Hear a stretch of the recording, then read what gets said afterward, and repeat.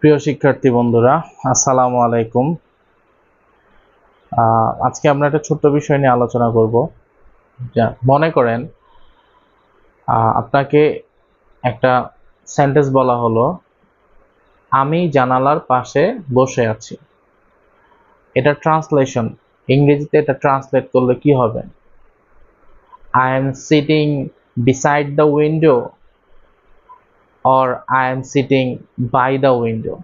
যদি এরকম প্রশ্ন আসে যে দুইটার মধ্যে কোন সেন্টেন্সটা সঠিক, I am sitting beside the window or I am sitting by the window, সেক্ষেত্রে আপনার উত্তরটা কি হবে?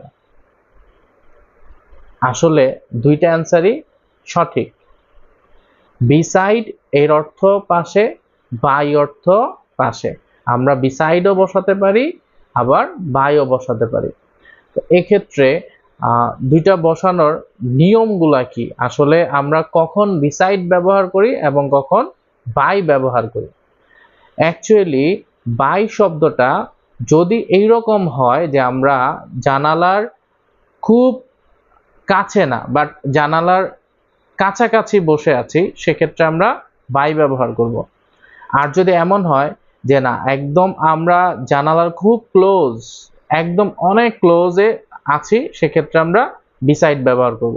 তবে দুইটা সেন্টেন্সই কারেক্ট। এরকম ছোট ছোট টিপস পাওয়ার জন্য অবশ্যই আমাদের চ্যানেলের সঙ্গে থাকুন। আসসালামু আলাইকুম।